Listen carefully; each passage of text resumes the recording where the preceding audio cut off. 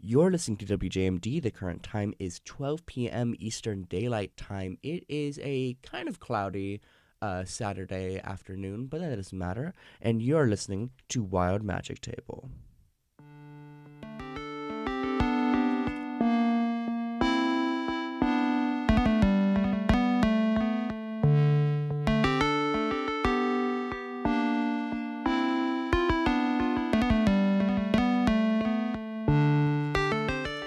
Welcome back to Wild Magic Table, everyone. It's a pleasure to be here with you today. And our guest today, this is Wild Magic Table, the one and only D&D radio show where me and a very, very special guest will randomly generate a D&D character and then come up with a backstory for it all within the hour, hopefully. Yeah, our guest today needs no introduction, but they're gonna good and goddamn get one. One of the members of the premier improv troupe on Kalamazoo College's property, named Monkapult, one of the co-presidents of Dungeons and Hornets, bringing it back from the grave and making it have a beautiful life this past year, and it's gonna keep on living. The one and only Timothy. Hello. Thanks for having me on here. Of course. I'm so excited to see what this brings. I don't know that I've ever done like a random character generation like this, so It's crazy. Yeah. It's genuinely wild. Like it we had Davis on last week, and I don't know if you listened, but we got like an owlin who was like a fiend. wow. No, I heard a little bit from Davis. I wasn't able to tune in, but I understand that you keep recordings of I these do. things. If you go to youtube.com/@MobyMaize, that's MobyMaize, you can listen to all of the previous recordings of Wild Magic Table, and it's really cool. But Timothy, I have a question for you. I have so many answers. Okay. What are your thoughts on ability score generation? Okay. So I think one of the things that it's important to understand when we're discussing ability score generation is that different kinds of D&D games require different things out of ability score generation. So for instance, if you're playing a one-shot, then the stakes of ability score generation are much lower, because if you do something that kind of screws over your character, it's not going to be a big deal. You're just going to play it for one session, it's going to be funny, and then you'll move on. But a lot of my experience is in longer running campaigns, whether that's across months or years.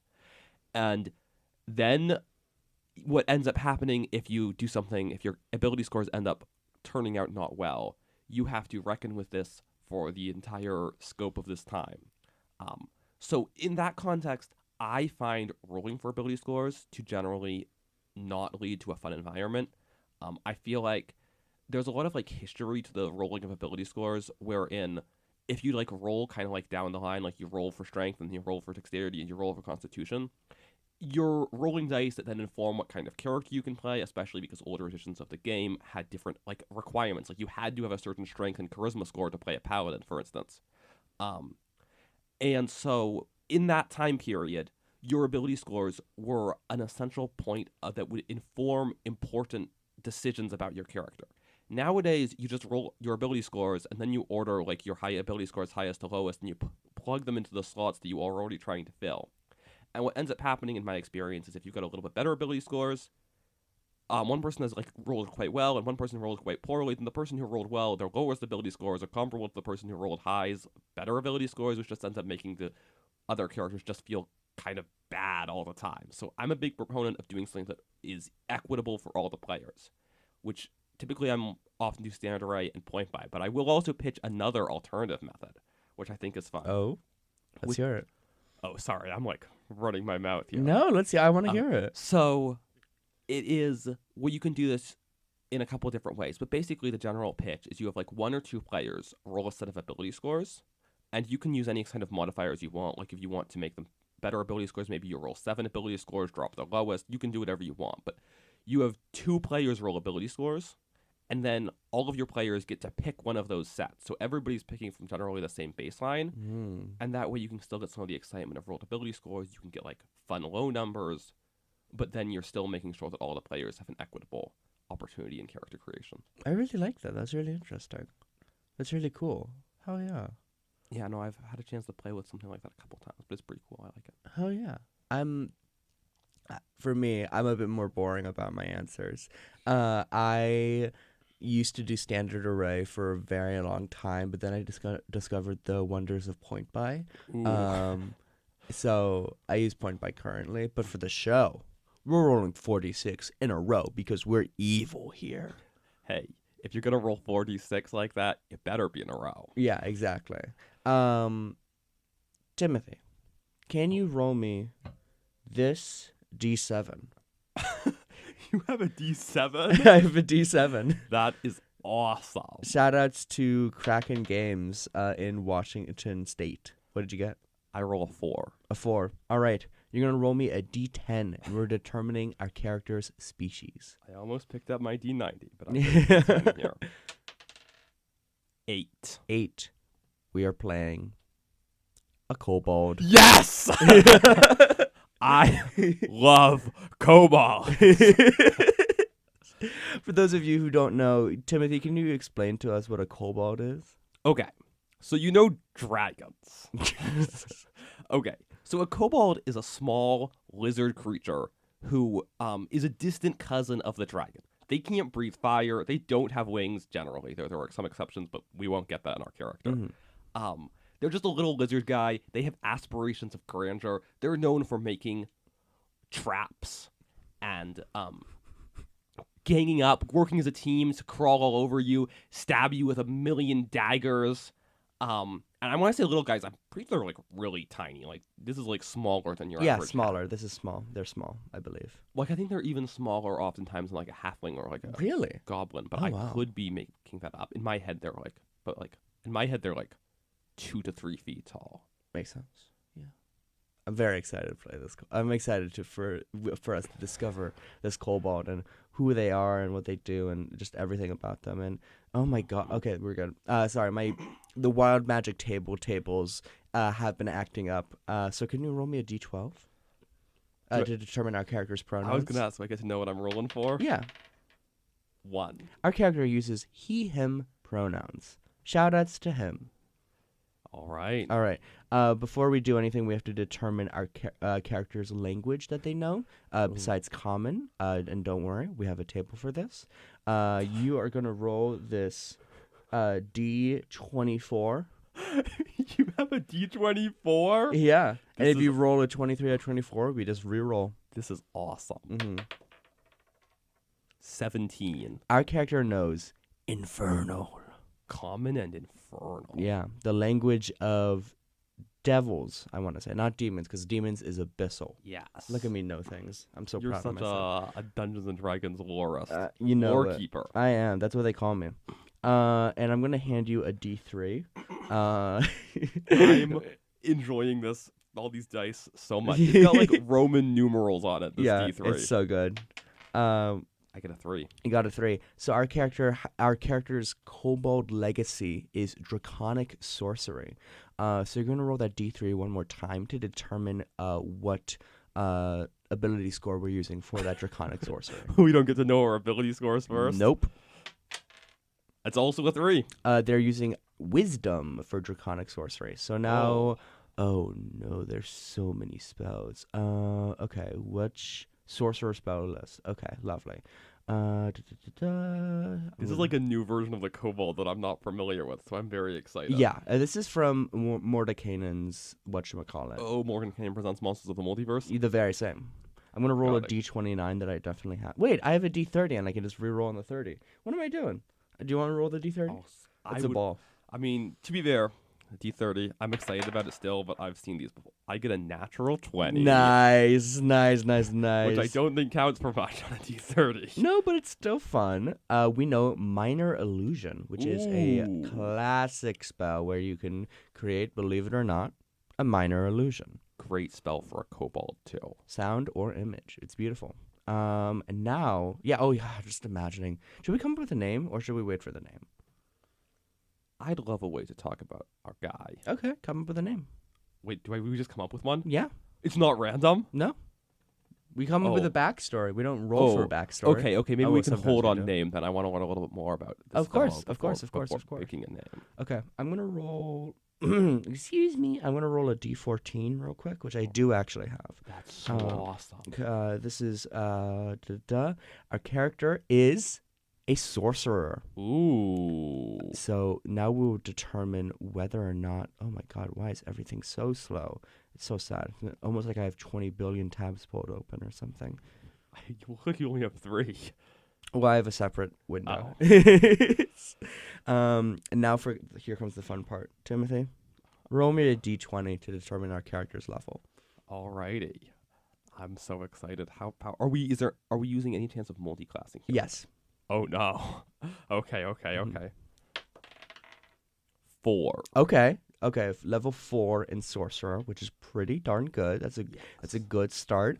And roll me another d20, and if it's higher than a 15, we multi-class. Ooh. If it's 15 or higher, I should say. Okay. So it's like we might get extra levels. We don't know how powerful a kobold is yet. Yes, exactly. 10. That's okay. And there's nothing wrong with that. There's nothing wrong with a level 4 character. I love a level 4 character. You might be able to play this level 4 character. And because a lot of the characters that we've created on the show have been level 16 warlock of the great old one, level 2 wizard chronology, and it's that's cool and all, but there's no world in which you're playing a level 18 character for a one-shot. I mean, there could be. I feel like usually you just go level 20 at that point. Yeah, at that point. Because level 18, that's boring. But level 20, ooh, now that's beautiful. So we're a level 4 sorcerer, which is, we still have options, and that's okay. We can still roll for things, which is pretty beautiful in my opinion. I think rolling for things is what we're here for. Yeah, absolutely. We're even, interestingly, I think, we're on, what did we call this show? The Wild Magic table? Oh yeah, that's what it's called. And sorcerer subclass, notably Wild Magic. We so could get, oh my God. Still got a shot. If we get Wild Magic Sorcerer for the first time, oh my God, that would be so exciting. Well, let's not count our chickens before they hatch, but that would be very exciting. We're going to roll for proficiency. Ooh. So, for proficiencies. So, you're going to roll a d6, and I'm going to roll a d6. Great. Mm-hmm. Oh, it fell. It'd be like that. 3. So, our character is proficient in insight and in persuasion. Which I'd say pretty good for a sorcerer. Yeah. This is like some social skills. Yeah, which is really interesting. This kobold knows his way around a conversation. Yeah. Let's hope we get good charisma or good wisdom. We're going to be really messed up if we don't get good charisma. Yeah, we will be screwed. But that's okay because it's fun that way. All right, sorcerer. Roll me. The beauty of a sorcerer is there's only 10 subclasses that I have available. So roll me a d10. That's a 10% chance. Mm-hmm. 1. Aberrant mind. Ooh. Do you know anything about aberrant mind? Yes. Tell me about aberrant mind. The sorcerer with psychic powers. Ooh. Who was touched by some unearthly influence from other worlds. And their mind has expanded. They can communicate with you telepathically, I think. And they can I think they can cast spells without using components to some degree. Let's find out. Psionic spells. So you get certain levels of spells. You have telepathic speech. As a bonus action, you choose one creature you can see within 30 feet of you. And you can speak telepathically. I think at a later level, we'll be able to cast without components, which would be really cool. Can I see psionic spells Hmm? again? Can I see the psionic spells again? Yeah, of course. Right now we have Arms of Hadar, Dissonant Whispers, Mind Sliver, Calm Emotions, and Detect Thoughts. Okay, I might have been getting my things mixed up then, yeah. But it's still really cool. Yes. And yeah, I'm really excited for this. And we can always just get subtle spell with a meta magic. We Yeah. probably won't. Hey, you never know. You never know. Meta magic time. We are rolling a 1, 2, 3. Wait, no, I have the table already. What am I doing? Oh, I'm a fool. I'm a fool. I think you might be overstating the case against you. Yeah, you're right. Do I not have? Oh my God, I don't. Well. Wow. Look at me. I am the fool. And I am, to quote The Idiot by Mitski. The Great song. Fool, Notorious Like a Many Things card. It is. It's like 10 of 7, them. 8, 9. You're right. Roll So me. So I'll roll a d10 and you roll a d10. So Alright. to determine, What happens if we roll the same number? one of us will re-roll. Okay, you got an 8. I also got an 8. I'm gonna re-roll. That's a 1. All right, lovely. So we have subtle spell. Speak of the devil. How beautiful. Because we've got Infernal as a language. Yes, we do. And careful spell. Ooh. Which honestly, this is pretty darn good. This is kind of a nice looking character. I'm not gonna lie. I like that we've got a lot of like things that feel like they connect together already in terms of like we're this little sneaky kobold. We've got a minor illusion cantrip. We've got these psionic capabilities, and we've also got subtle spells and some persuasion and insight as some like conversation skills. Yeah. So we're already, I think, starting to paint a picture of a sneaky little fella. Yeah, I'm really interested in this sneaky little fella. I'm really loving this guy. He's such a little guy, and I do love me some little guys. Roll me a d20, and this is to determine if we're using a feat or an ability score improvement. All right, what happens? What's the 10 or higher is a feat. All right. 5. That's okay. Ain't nothing wrong with that. An ability score improvement. Do we determine where the ability score improvement is going randomly? Yeah, of course. Before we know what our ability scores are? Of course. That's awesome. Always. Are you kidding me? 100%. Roll me a d6, and I'll roll a d6. 4. I got a 3. So we're increasing dexterity by 2, and we're increasing intelligence by 1. Wait, isn't that both by 1 for this class Oh, ability? you're so right. My bad. So we're increasing dexterity by 1 and intelligence by 1. Sorry, that's on me, my guys. No, that's all good. Sorry about that, listeners. I mean, there's a lot of ways you can increase ability scores in this game, so That I is true. totally get it. That is true. Okay, now we're going to roll for our background, which is very exciting. I'm going to roll me a D57. Let me pull that out real quick. Whoa, I love that you've got like an animation. That was so close to landing on the 57. Yeah, that was really close, but instead it landed on a 1. So they are an acolyte. Oh, interesting. Classic. And we're going to use the new acolyte background Whoa, because that gives us stuff. That means we get a feat. When you roll for spells. Oh.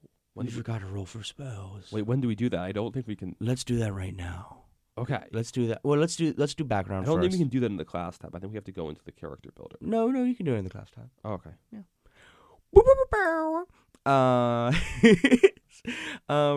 Roll me a. Oh god, that's so many. Because we got insight probably, which is an acolyte skill. So I think we're getting dealt choose any skill instead because we've already got one of the acolyte base skills.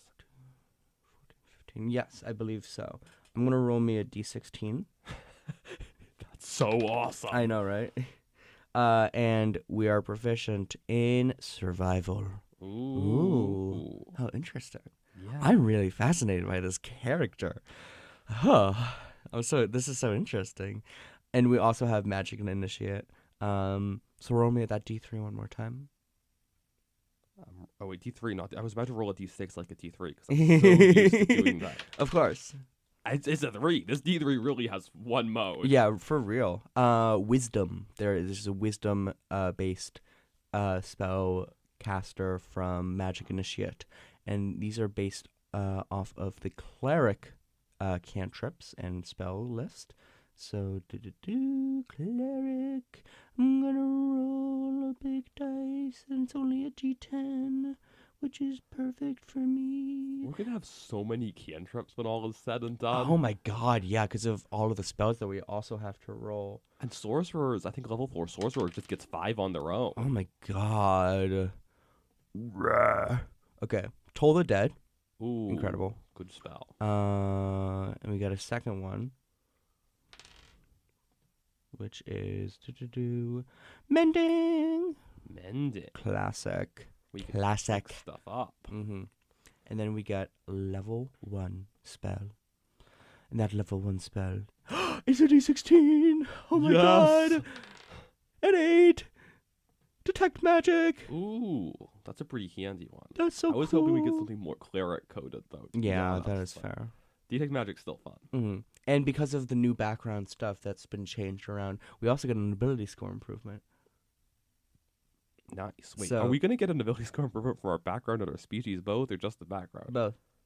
That's crazy. Yeah, don't worry about it. Don't worry about it. Listen, we're building a stacked character. Okay. Okay, so what do we do? What do we do here? Roll me any dice. I'm Paralyzed by roll- choice. I know. Wait, can I roll the D7 or is yeah, that you can bad? roll a d7. Won't that mess it up? No, Okay. that's a the 7. 7. Nice. Okay. And we're increasing 3 scores by 1. So we're increasing intelligence, wisdom, and charisma by 1. That's handy because we're gonna need that charisma. Yes, we are, and hopefully we get that. We're gonna go back and roll for spells. Oh wait, you can do. Whoa, Yeah, this is crazy. I know. I'm learning so much for D&D Beyond. I know. here. Everyone, calm down. Everyone, calm down. So we're gonna first roll for cantrips because there are 5 cantrips. We're gonna have so many. Excuse me, I'm dying. It's Matthew Mercer's curse. You know how he is. What? Don't worry about it. And we're roll. Do you have that D30? Roll me that D30 5 times. Oh. Not in a row. Just like roll it once, and then I'll tell you what it is. 6. 6 is create bonfire. Create bonfire. Beautiful. Okay, roll me that one more time. 23. Ooh, that is prestidigitation. Oh, a classic. Everyone needs prestidigitation. Everyone loves me. Everyone loves me. Everyone loves prestidigitation. I'm I pretty think sure my the former is true too. That is true. Ah, shucks. There we are. What was that? An 18. An 18 message. Ooh, message is good. We I have 2 means of communicating with people telepathically. True, Yeah. true. But message, I think, hopefully will extend our range a little bit. Oh, yeah, that is true. That was a high. That was a 20. 20. We already know that spell, so one more time. 5. Control flames. We're a lot of flamio hot man over here. Yeah. And then our final cantrip. 2. That is Blade Ward. I Nice. don't know what that one does. It's pretty bad. It just like you can cast it for an action, and then it'll give you resistance to bludgeoning, piercing, and slashing damage until your next turn. Wow, that sucks. yeah. It's like in the maybe hypothetical world where there's a bunch of enemies beating up on you specifically, Yeah. and all your friends are beating up on them. But like if you're getting beaten up on by your enemies, you want to spend your time doing something to them or getting away. Yeah. Not just Standing there. Yeah. getting Okay. hurt a little worse, Mhm. a little less. Okay. Roll me any dice, and we're determining whether or not we're. This is determining spell level. Wait. We're rolling randomly on the spell table, right? Oh, So. I see. So we're picking first or second level spells. Yes. I hope we get at least one. I guess we got Detect Magic. Yeah. 3. 3. So that is a first level spell. So I'm gonna roll us roll that D30 one more time, and if it gets 29 or 30, just re-roll. 26. 26 is Dasha's Caustic Brew. Ooh, that's a fun one. I don't know what that spell does. Let's look at that. Stream of acid emanates from you in line 30 feet and 5 feet wide. Ladies and gentlemen, I do that all the time. I can cast this spell in real life. 2d4 acid damage at the start of each of your turns unless you make a dexterity saving throw or be covered in acid. Really interesting. I love that spell. That's a cool spell. And it's fun because like the enemy doesn't just get to reroll the save every turn. They have to actually spend an action to get rid of the acid. That's so cool. I love that. Neato bandito. Okay. Roll me that any dice now. 5. All right. Another first level spell. And so that is another D30. 16. 16. Fog cloud. Our sneakiness build is continuing. It really is. Though I don't know that we have stealth proficiency, so there is that. Well, you never. Hey, well, we have spells, so that's what matters. Exactly. Yeah. Okay. One more dice. 7. Another first level spell. Roll that D30 magic. one. 1. Absorb elements. Ooh, a lot of like elemental themes. Yeah, going on here. that's really interesting. Shout outs. Absorb elements is just what it sounds like. You absorb various elemental attacks. Oh, wait, hold on. Yeah, okay, we're good. Okay, roll that any dice one more time. I keep saying that like we're going to keep doing it. 30. Another first level spell. Roll that D30 one more time. 8. 8. Comprehend languages. For anyone who's confused why the 30 got us a first level spell, it's because I'm rolling on my D90 now. So Of course. Is it one more? Yeah. 70. Another first level spell. I think this might be our last one. Yeah, too. it is. But hey, I guess we got a couple second level spells just by default from the Aberrant Mind. This is 28. 28. Witch Bolt. Ooh. Classic. I love that spell. Witch Bolt is so fun. It's such a fun spell. It's just a basic attack spell, but man, 1d12 lightning damage is 1d12 lightning damage. And then you can keep it going. And you can keep it going. Beautiful. I was thinking of Chaos Bolt when I said I love that spell, but I do love both spells now. Yeah. No, I mean, I feel like, that's so fair. I feel like Witch Bolt is a spell that's like a lot of fun. Mhm. I just wish it was a little bit better. That's fair. Because it doesn't hold up well. That's fair. But the new 2024 version of Witch Bolt, much stronger, much more competitive. Oh, of course. But we don't get that because we're a 2014 Soldier. Of course. But that's okay because we're kind of mixing and matching with like 2024 backgrounds and whatnot. But that's besides the point. Okay. Now as the time...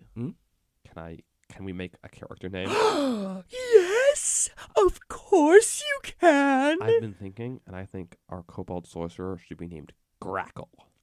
Like the bird. That's my favorite bird. Did you know that's my favorite bird? I did not know that. I just was thinking about a name that sounded like... I don't know. I've got a vibe in my head for what a kobold name should sound like. Yeah. And Grackle fits it. Ugh, so good. So good. Oh my god, Grackle, my beloved. My sweet baby boy. Okay, now is the time we've all been waiting for. Manual rolling for dice. Okay, so this is First a big one. Is strength. Let's see where we end up. I roll a 4, 2 3s, and a 2, so dropping the 2, we get a 10. 10 for strength. That's okay. It's just strength. Hey, that's pretty good for a kobold. Honestly, that's really good. For dexterity, we get a 6, 2 4s, and a 2. Without the 2, we get a 14. Ooh, Dexty little boy.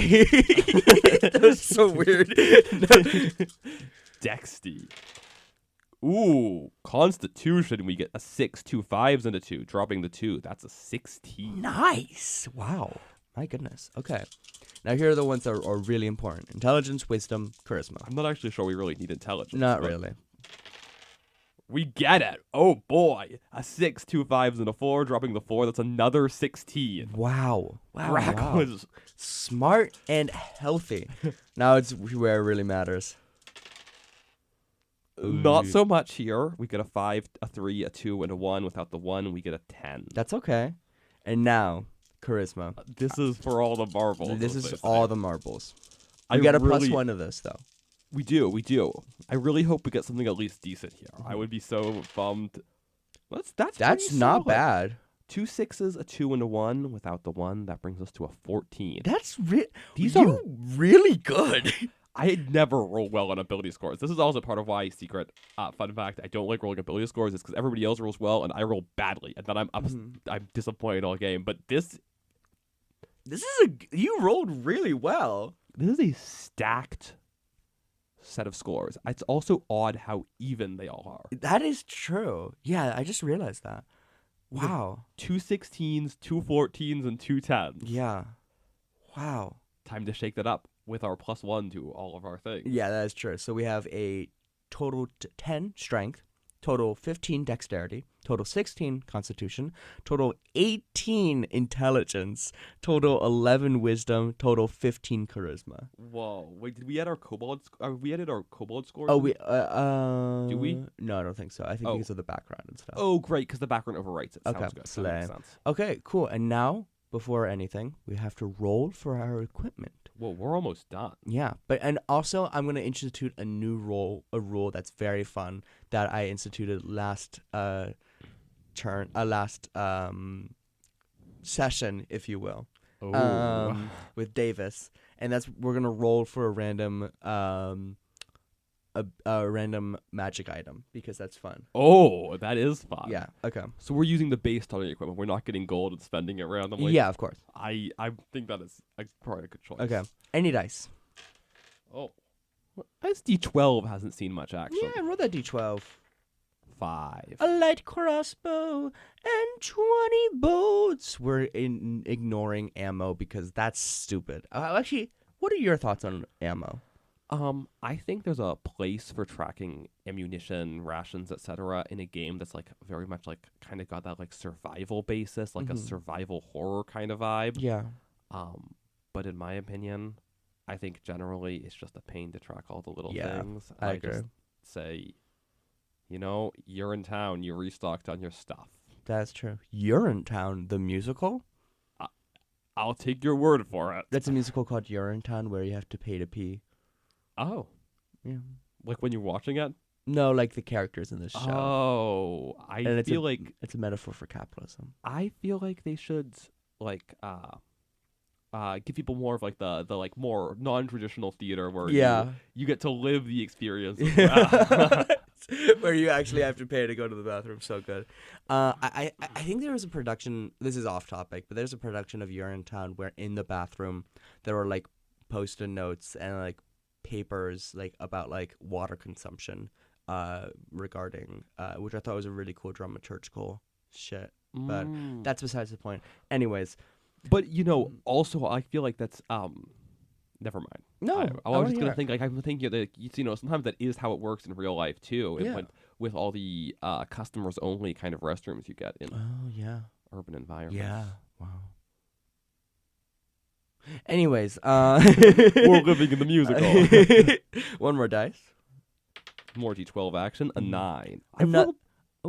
I was just gonna say I've rolled so many odd numbers when I've been rolling like this. I know, right? It's kind of fun. But so you're gonna roll that D4. I'm gonna roll. You got a 3 and a 1 every single time. We have a component pouch. Ooh. Shout out to our components. I think that's very fitting. Our little guy has to go collect weird items from the environment and stick them in his pouch. You are rolling odd, my guy. 1. A Dungeoneer's pack. All right, and then we're roll one more dice. D8 time. 5. Calligrapher's supplies, a book of prayers, holy symbol, parchment, 10 sheets, robe, and 8 gold pieces. And that is our starting equipment. How very exciting. That is exciting. Mm-hmm. Watch my articulation. That was so bad articulating. You're so enunciatory. You know what? I don't even know that. Articulating, celebrating, escalating once again. Let's go. Thank you. Let me just... Yes. Good press the buttons. I'm pressing all the buttons. Okay, that's all the buttons. Wait, backpack. Yeah. We gotta equip our gear before venturing Of forth. course. Grackle has to wear their backpack. Grackle, you forgot your backpack with all your homework inside. Grackle is carrying 86 pounds of gear. Grackle is carrying 1 kobold's worth of people. I think it's more than 1 kobold's worth of gear. Fair enough. You know what? It might be 4 kobolds worth of gear. Maybe kobolds are like ants and how much they can carry. Well, that's... Okay, I'm going to look up random magic item. Oh, yes. 5e. So what we did last time is I just like started scrolling and then I asked you to tell me when to stop. And we're going to sort alphabetically. Because that's fun. Yeah. Okay. Tell me when to stop. Okay, I'm going to close my eyes and I'm going to count down. 3, 2, stop. A mace of smiting. I don't think Crackle is going to make much good use of that. You don't know that. You have no idea. I'm sorry. A mace is a simple weapon, so we are proficient. Yes, we are. We have no strength, but Wait, sorcerers are proficient in all simple weapons? I'm pretty sure. Or are they just proficient in a limited selection of simple weapons? I'm actually... Either way, we still have this mace of smiting, which I think only works for paladins, but... Wait, does it? Well, it says smiting. I think it's good against undead. Let's find out. You gain a +1 bonus to attack rolls and damage rolls made with this magic weapon. This bonus increases to +3 when you use this weapon to attack a construct. When you roll a 20 on an attack roll with this weapon, the target takes an extra 7 bludgeoning damage or 14 bludgeoning damage if it's a construct. If a construct has 25 hit points or fewer after taking this damage, it is destroyed. Wow. Okay, so this is pretty good for dismantling things. Yeah. Not that there are that many constructs, but when we do fight one, Yeah. we'll be ready. Well, you never know. Maybe we have rolled Grackle will be ready. well, we have rolled like 2 out of like 16 episodes. We've rolled 2 Warforge or like 2 constructs. Oh. So it's like 1/8 chance of running into a construct. Are we going into an arena battle with the other players? Honestly, it depends. There was a character that was a gladiator. I mean, Grackle's only level 4, so that might be a problem. That might be a problem if like a character casts like Wish and like True Polymorph. I understand the character last week was much higher level than that. That is true. But Grackle is a fun little guy, and I'm really fond of him. He's up to 90 pounds of gear. That mace weighs 4 pounds. That's pretty nice for a mace, honestly. That's fair. Mhm. Yeah. Well, here's a question. What is Grackle doing with knowing Infernal? Well, Grackle is an acolyte Mhm. background. And traditionally, I think of the acolyte background as, you like grew up in a temple, you were raised in the church, and you like learned all the prayers and stuff. But what if Grackle was raised in a little bit of a less traditional church? Ooh. What if Grackle was not necessarily raised, but what if he got involved in his younger years in an infernal cult? That would make sense with all the fire spells. Oh, you're so right. Mhm. A devilish cult. Mm-hmm. But here's a question for you. It is aberrant mind sorcerer. Oh. So devil aliens, mayhaps.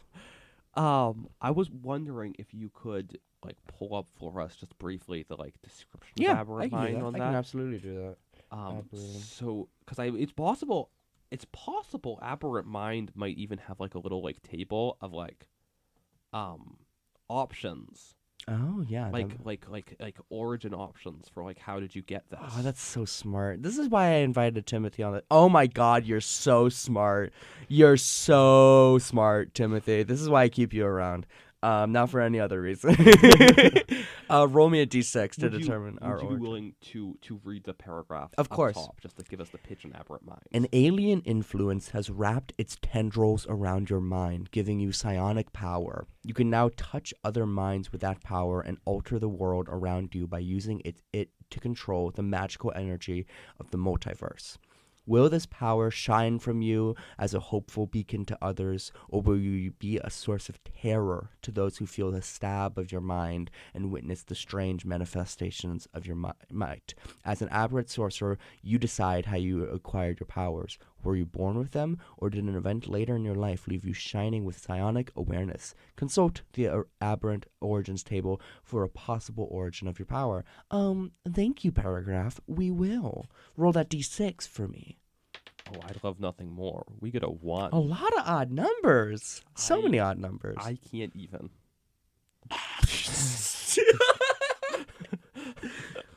You are exposed to the far realm's warping influence. You are convinced that a tentacle is now growing on you, but no one else can see it. That's crazy. So here's what I think. Grackle was exposed to the far realms.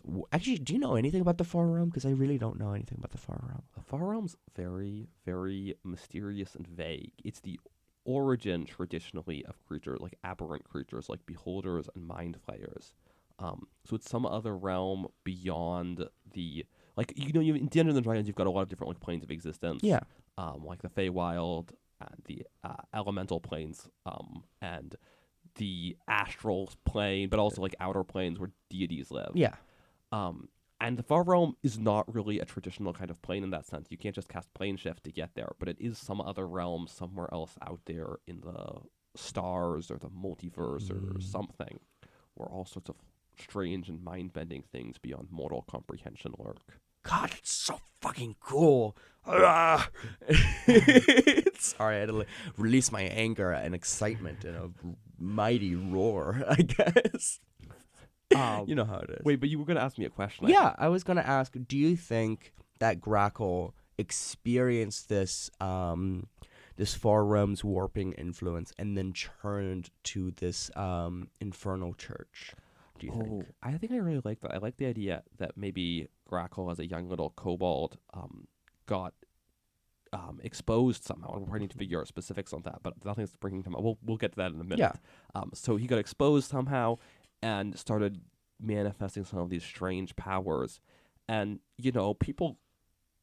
That's a pretty alienating experience to suddenly find yourself thinking there's a tentacle growing on you, casting spells of these weird and strange variety, and feeling like you no longer fit in with the people around you.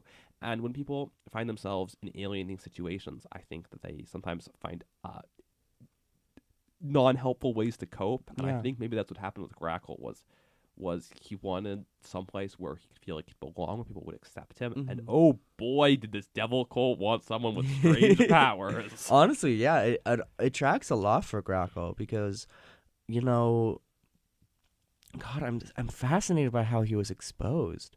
And I'm thinking, like,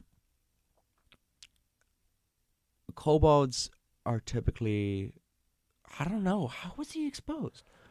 Well, I am thinking, one thing that's occurring to me, this isn't a fully entire thought, but, kobolds traditionally, I don't think this version does, but traditionally they've got the sunlight sensitivity feature. They're very, they're dwellers in dark places generally.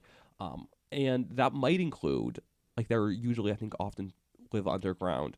I'm not sure that's deep enough always to be what's considered the Underdark by Dungeons and Dragons lore, but sometimes that is, which is the, vast network of underground caverns where all sorts of dark and dangerous creatures live. Mm-hmm. And the Underdark also has a lot more commonly occurring creatures, aberrant creatures like those mind flayers and beholders we were talking about earlier. And I think that there's more Far Realm influence deep below, which could connect somehow. Yeah, so maybe he was raised in the Underdark, and from there, while exploring in the mushroom forests and whatnot of the Underdark, these weird, veiny, psilocybin mushrooms. What is that? Just a type of mushroom. Okay. I hope so. I don't know anything about mushrooms. So. Neither do I. Clearly. But where's our fungologist? Yeah, shout out to mycologist. Mycologist. Shout out to mycologist. Shout outs to the book Entangled Life by Merlin Sheldrake, which is a great book that I've listened to that is about mushrooms that I remember absolutely nothing from. But maybe in this forest he encountered a mind flare that attempted to what's the word? Put a tadpole in him? Yeah, put a tadpole in him. Shout-outs to Baldur's Gate 3, which really needs a shout-out from us because, they aren't getting enough love. I know the process of turning into a mind flayer is called seromorphosis. That's wild that you know that. And hell yeah that you know that.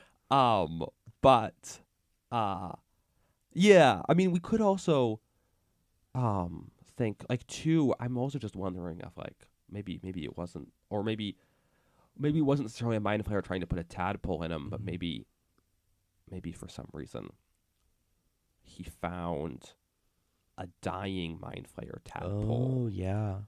One that had failed at implanting and just been left behind.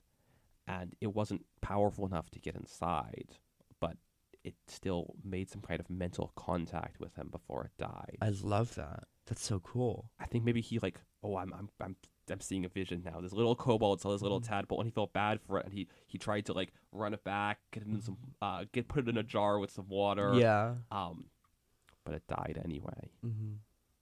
And yet he still sometimes hears a voice that maybe in the back of his mind he wonders if it's really his. This is why I invited Timothy on this podcast, because Timothy has been playing Dungeons and Dragons for how long? Oh, just 17 years. Yeah. So, since he was what, 3? Like 5. Since he was 5 years old? I think I'm not like sometimes when I say it like that, I'm like, surely that isn't true. But I know I started playing with my dad would like play with my older brothers. Mm-hmm. And when the 4th edition of the game came out, Oh wow, yeah.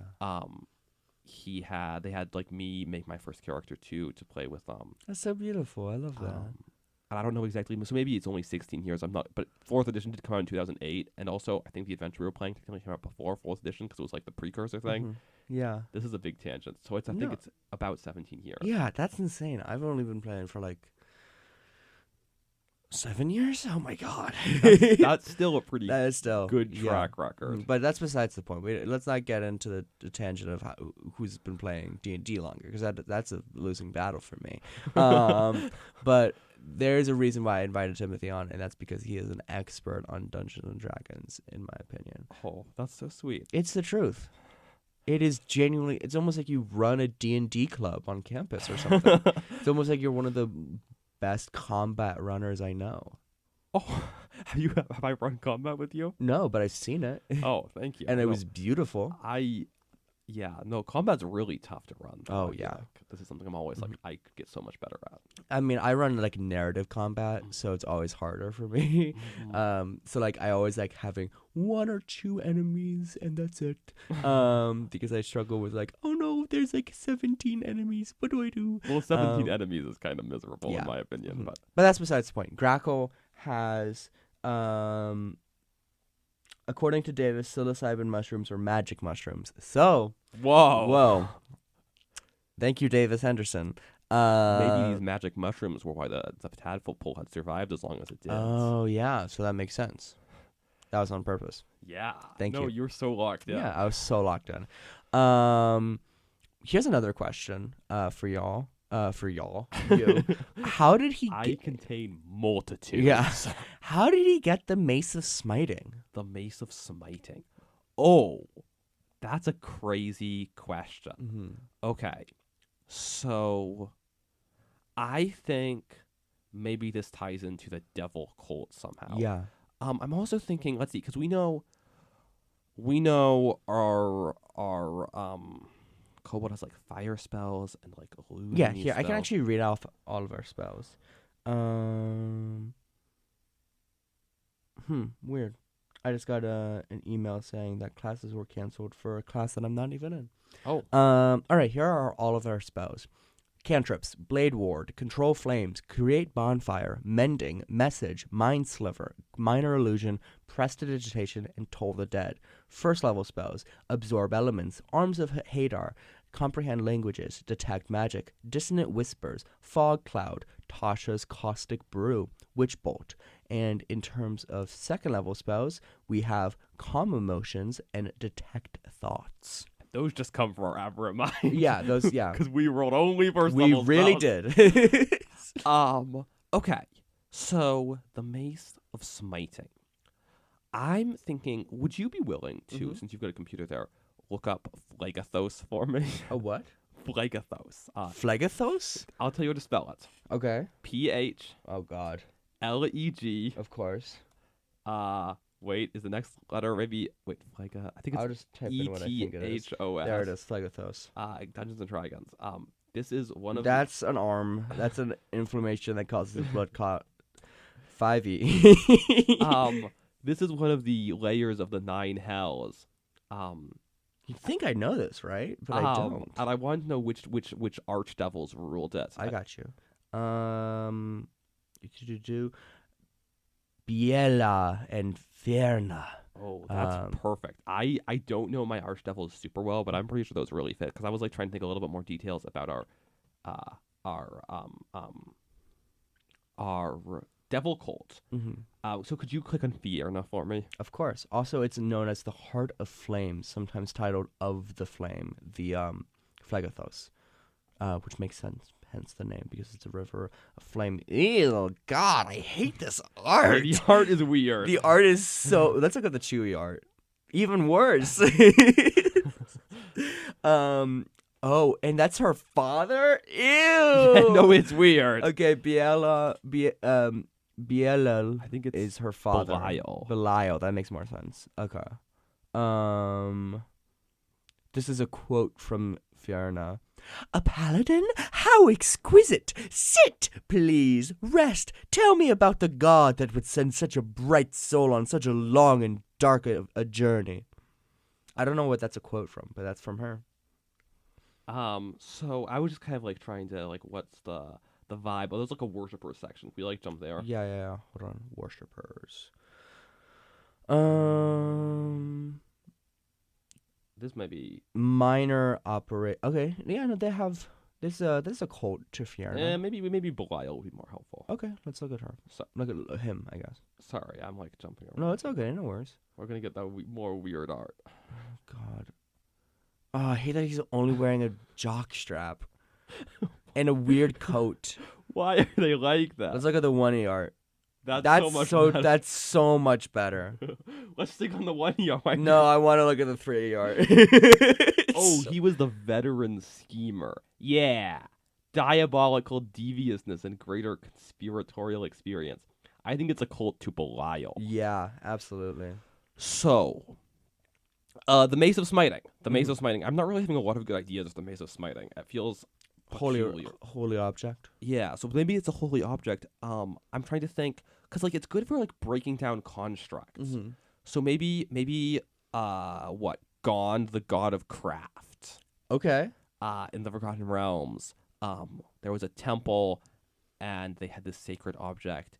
And so the cult of Belial decided to steal it. Or alternatively, churches like end up like stop functioning occasionally and are taken over by other churches. So it could be a church that was originally from Gog, but was taken over by the Church of Belial. Oh, okay. I like that. I'm thinking now. So I'm thinking at some point they had a mission, this cult. They wanted to get into some ancient tomb of like maybe a holy warrior to desecrate it, and there was a golem protector of it, and so they broke into the sacred reliquary of this church they'd taken over to reclaim the Mace of Smiting, and were going on this quest to go destroy the golem.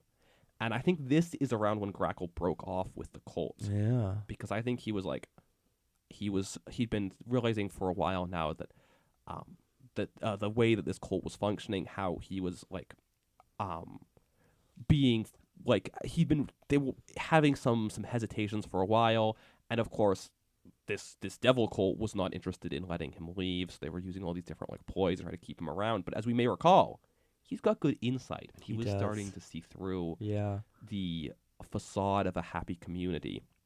And so instead of going on this quest to go kill a golem and desecrate a tomb, he stole that Mace of Smiting, the dead of night, and fled into the night. Yeah. And he's been hunted by the cult ever since. And that's where we find Grackle now. So we take Grackle and we give you, listeners, Grackle. Grackle is yours now to keep, to play, to have fun with, to put in a campaign as much as you want. Grackle is yours because in the YouTube link, if you go to youtube.com/@MobyMaize, that's MobyMaize, you can find the link to the D&D Beyond character sheet for this character. That's awesome. Yeah, right? No, that's so hype. I love that you can just get Grackle. Yeah. So, listeners, we give you Grackle, this kobold who was raised in the Underdark and discovered a dying tadpole that pseudo-infected him, and then made his way to a church of Belial, where after breaking off and stealing the mace of smiting, is now adventuring in the greater realms of wherever this world is now. Listeners, it's been a pleasure to do the show. And Timothy, it's been a pleasure to do the show with you. I've had a blast. I'm Thank you glad. so much for inviting me on. I'm so excited now. I really want to go back and look at the backlog now on youtube.com/MobyMaze. Hell yeah, as you should. Do you have anything you want to plug before we end?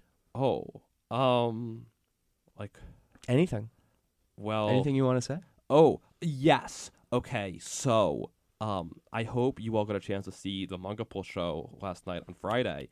But I think you should, if you like that, if you think improv was fun, if you thought this was a good time, you should come to Manga Pull shop on Tuesday night at 10 from 10 to midnight, where you can get a chance to see more improv, to get to do some yourself, super low stakes, super fun. And then also there's going to be a senior show. Are we doing it Wednesday? Yes. On Wednesday evening, I think more details will probably be apparent on the Monkapult Instagram. Which is Monkapult Improv on Instagram. Yes, and you'll get to see all our wonderful seniors doing a really awesome show with all sorts of crazy stuff going on. It's going to be a good time. And yeah, I think that's really all I keep plugging things. Yeah. Okay, so also on Monday at 4:00, you can come to Bike Co-op group ride, where if you just want to get out in this nice weather, get on a bike, get moving, you don't even need to bring a bike. There's bikes provided by Outdoor Programs. Meeting back like in the parking lot, like behind the Hicks. What's the building? Facilities? No, like it's like behind the Hicks Center. Which one's I think it's one of the res halls has like connects to that. You know, like the like little path that goes behind the Hicks Center and then loops back over towards. Yes. Well, it's behind the Hicks Center, and then you like keep following that path towards Level Street. Yeah. And that's where the meeting will be. And you know, if you're interested like Dungeons and Dragons, there might be more D&D club events next year too to keep posted for. I'm very excited for that. Yeah. That's all my pitches. Ain't nothing wrong with that. Well, listeners, thank you so much for listening to Wild Magic Table. It has been an honor. We'll do this one more time next week. And if you like the sound of my voice, you can hear me do Stacks and Tracks, my music radio show, on Fridays at 1:30 p.m. Eastern Daylight Time. And thank you so much for listening to Wild Magic Table. My name has been Eliza Carlin. And I'm Timothy Pinches. And this has been Wild Magic Table. Thank you for listening.